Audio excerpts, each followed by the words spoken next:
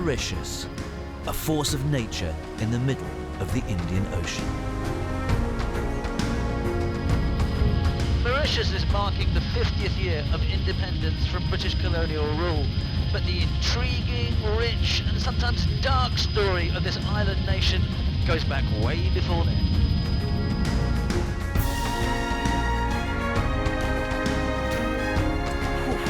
On my journey, I'm going to explore the history of Mauritius.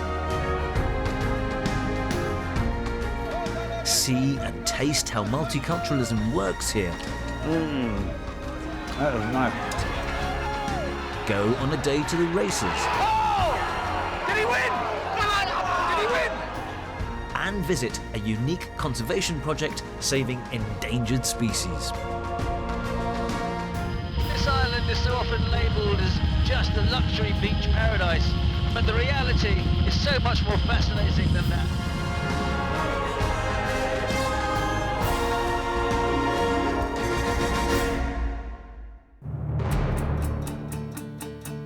Mauritius, gorgeous beaches, turquoise waters and lush vegetation. But the human story is just as awe-inspiring. Le Morne mountain on the southwest of the island faces in the direction of Madagascar and stands 555 meters high. It's also at a 45-degree incline. No walk in the park.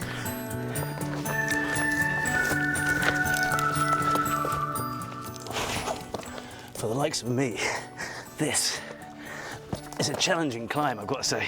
In fact, I'd say for anybody, it's challenging. Whoa.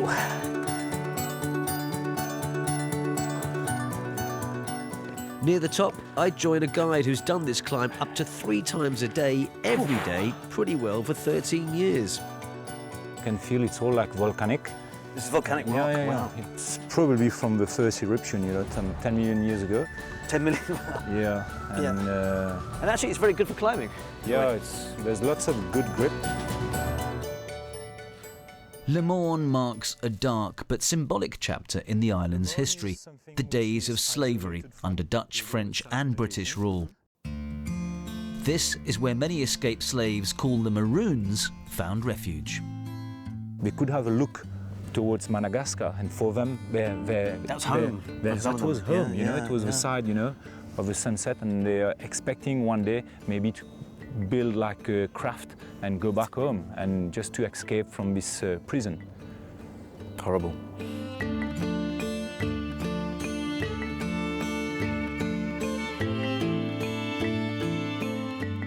It's a world away up here from the beach resorts that populate the rest of the island.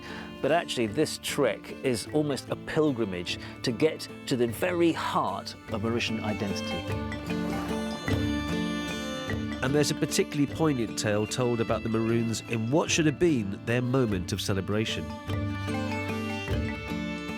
When slavery was abolished here in 1835, soldiers climbed the mountain to tell the Maroons that they were free. But the escaped slaves thought they were being recaptured and instead chose to jump off the mountain.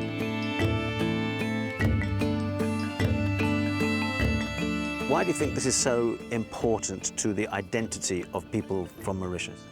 Because I guess it's a unique story. I mean, it's part of our story here in Mauritius, and it's one of the only places we know of that somehow the slaves resisted to their masters. And for us, it's almost like a venerated mountain, a sacred mountain, not only for the descendant of a slave, but for the Mauritian as a whole.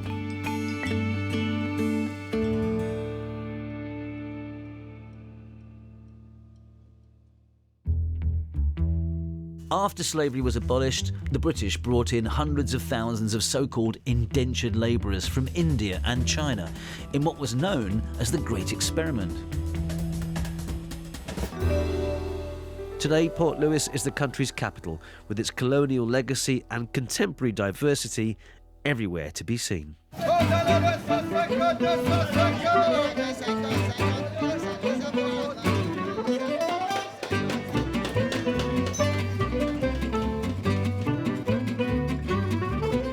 I'm about to get a personalised, unique tour of what this city and Mauritius offers in terms of its diverse food and other wares as well. Hi, how do you do? Nice to meet you. Nice to meet you. So, this is a food place here, Yes. but you would never know. Look at it; it's pretty low key. Yeah. Yes, but it's pretty famous as well. He's making some deep fried cakes. Okay. Mauritians are fond of deep fried cakes. You can deep fry almost everything. It's just he has this batter that he made. Yeah. It's with chickpea flour, some herbs and salt.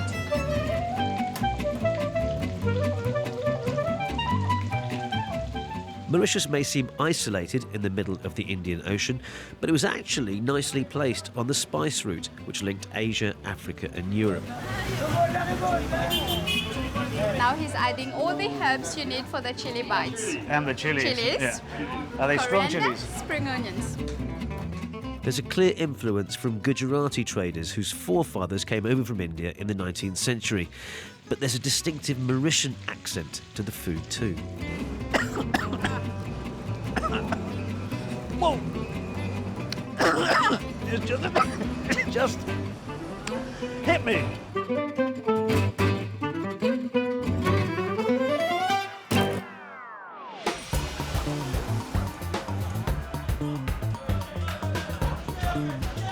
Now this is a multi-ethnic, multicultural, multilingual, multi-religion country. So Hinduism is the majority religion, but you've also got Christianity, Islam, Chinese religions, Buddhism. It's all here. Where are we now? We are in a small market which is made up of street vendors. All these people, they used to be selling everything from clothes to food to electronic gadgets on the street, but that was illegal, so the state gave them some spaces. Bonjour, Chia. Ça va? So this is Arthur. He used to be on a street corner in Chinatown, Yeah. selling dumplings with his father. So now he's here. Chinese Mauritian.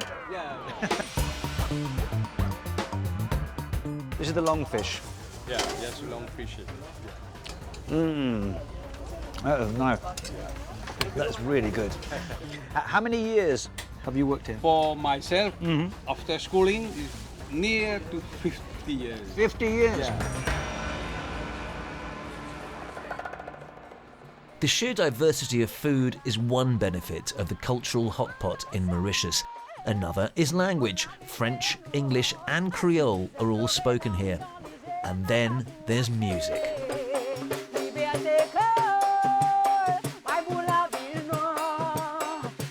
Sega is a rhythm and genre indigenous to this island. And this lady is known as the voice of the Indian Ocean.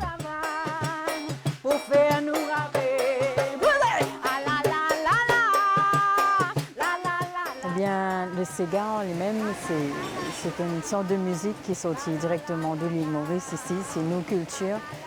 C'est une contribution de ban esclave qui est venu à l'époque. En fait, c'était ban esclave qui est sorti Afrique, qui est sorti en Afrique et aussi ban malgache.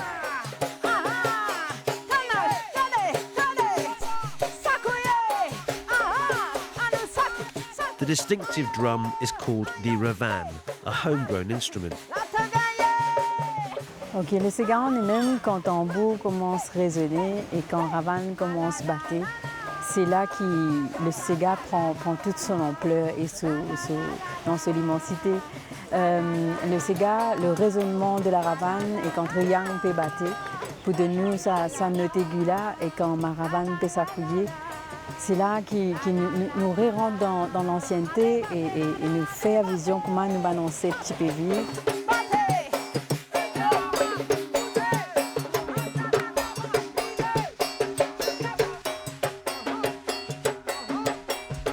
Et moi, pour moi, c'est une grande fierté, bien sûr, pour faire ça la musique-là et exporter à travers le monde.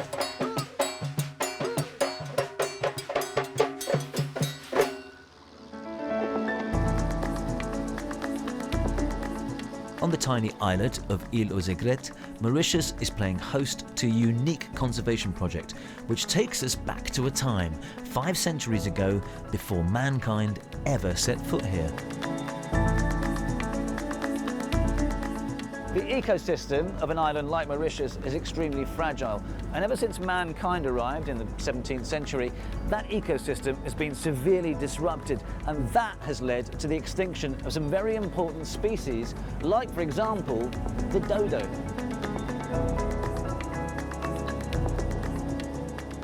The dodo lost the ability to fly through evolution, because until man brought in predators, they didn't really need to.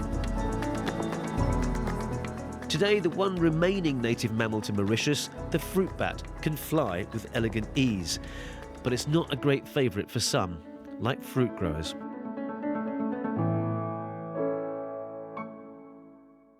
So this is the Mauritius fruit bat. It is a bat which is unique to Mauritius. It can travel for 15 kilometers, 20 kilometers, 40 kilometers in one night.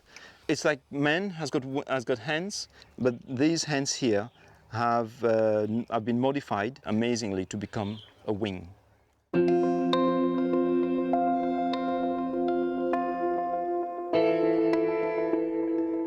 It's an animal that can see very, very well, despite what a lot of people think. They need to rest during the day to save their energy and because it gets hot in the tropics. But at night, as it's getting dark, they leave their daytime roosts, as they are called, and they go out and they look for food.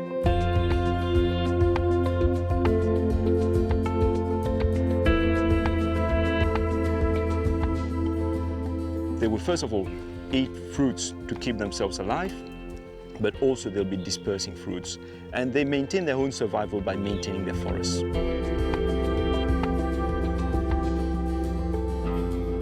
The larger project here is hugely ambitious and earning international acclaim. We are actually recreating the whole ecosystems. It's one of the few places on Earth where we're not just trying to save a few odd plants and a few odd animals. We're actually piecing together as best as we can. It will never be perfect, but as best as we can, the whole ecosystem as it existed prior to the arrival of man. Should we be frightened of this animal? Should I be frightened of being this close to this animal now? Well, I'm not frightened of an animal. I don't know why anybody should be. There are in some countries where bats are dispersing or carriers of diseases. But in Mauritius, that's not the case. Of course, where there are carriers of diseases, there are some precautions to be taken, of course. But that's not the case here.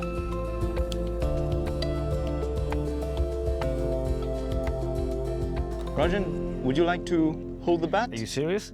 Yes, it will. Really? It will probably nibble you a little bit. Nibble me? That's okay. Okay. And its claws can be quite sharp. Yeah.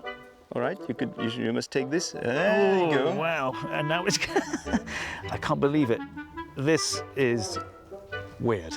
That's all I can say. This is a magic moment. I never thought I'd actually find a bat or an animal like this vaguely even cute, but you know what? It is kind of cute. And luckily not disease-ridden, as it bites my finger. No, you're fine. Do you want to fly off? Should we get you to fly off? Come on then.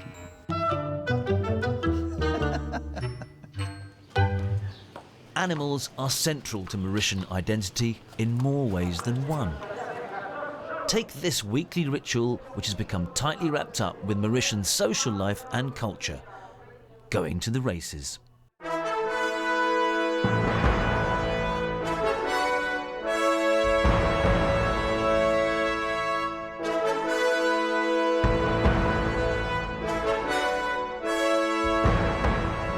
The island's independence from British rule was declared on this very racecourse, the Champ de Mars, in 1968.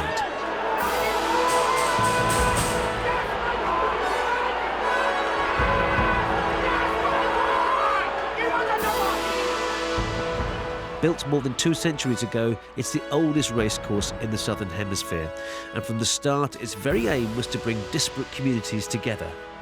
Oh, and to satisfy the locals' love of gambling, of course. And today, there's one family who now dominate horse racing in Mauritius. Actually, it was my grandfather who introduced the family to horse racing.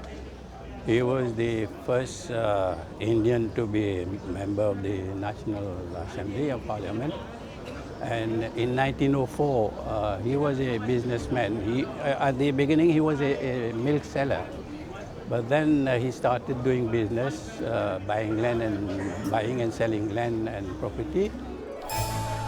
He also realised that buying a racehorse would allow him to mingle with the big cheeses, especially French businessmen, who ran the economy then and loved racing.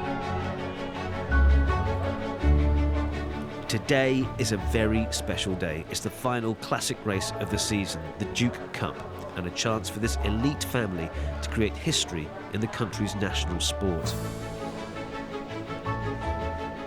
What has happened is that we have been able, with a bit of luck, to win the first 3 classics. And if we win the 4th one today, we will be creating history. And we got a peek into the paddock and met Soon's cousin. This gentleman, I know him very well. I often see you on the BBC, all over the world. This is very much a family affair. Yeah. That's the cup we are looking for. This one? Yeah. This one here? Yeah. Oh, wow. Can I touch it? Anyone can touch it before, but I want to touch it afterwards.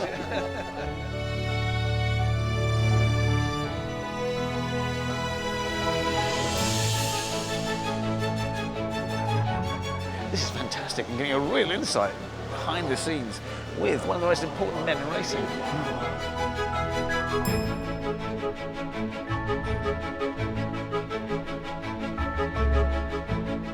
Inside the jockey's room, preparations are underway, and down by the track, I can feel the sense of occasion here. Here is where everybody gathers, rich, poor, everyone, whatever language, culture they're from, whatever ethnic group. This is the day, and this is the first race of the day. I wanted to get a feel for the passion for racing and gambling here, and so I approached a local punter.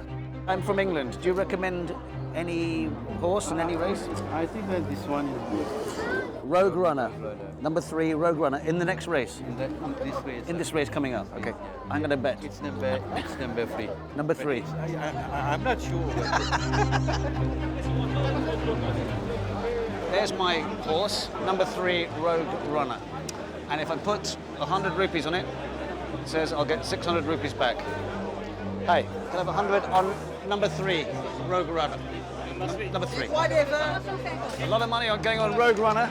Rogue Runner is a horse. You like Rogue Runner? It's a good one. And this was number 3. This is my horse, Rogue Runner. Go for it. I like his colours.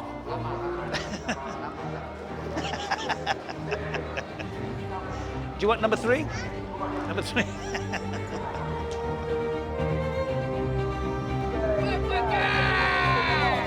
Here they come.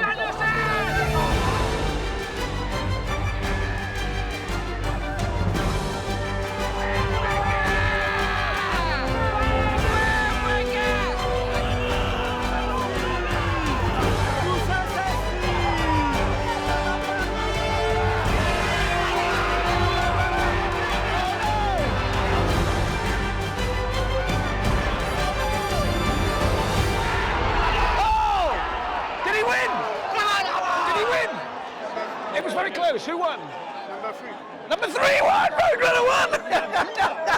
At the last minute! The last moment. Yes!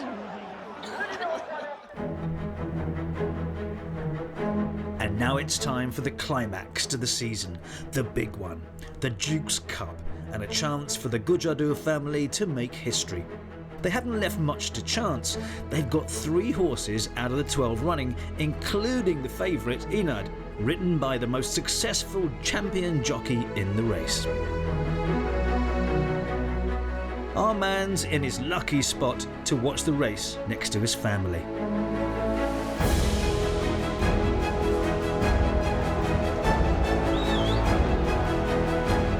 The favourite and their big hope Inad is struggling. It doesn't look good. Get out, man. Don't let him coax you, man. Until from the outside, another horse from the Gujador stable suddenly starts making ground. Ready to attack is, well, ready to attack.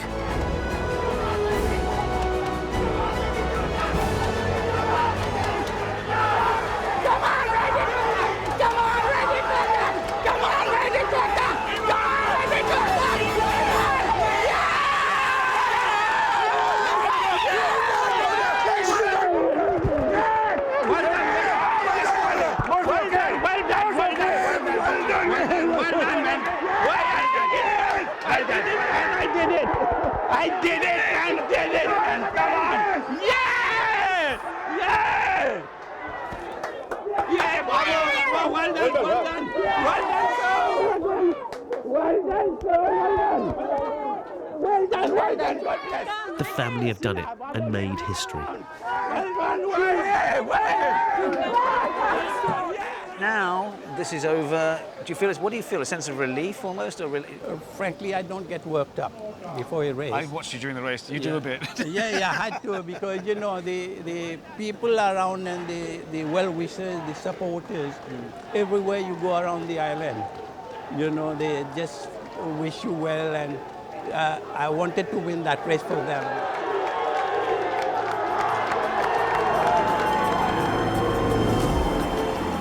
And in this 50th anniversary year of independence, it seems the people of this island have plenty to celebrate.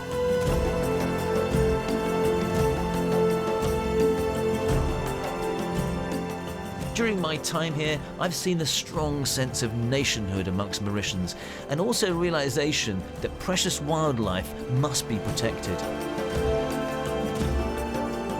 This is a relatively prosperous country, breaking free from its complicated and sometimes shameful colonial past. And what's exciting is that right now, its unique cultural identity is still evolving and making it so much more than just a high-end holiday hotspot.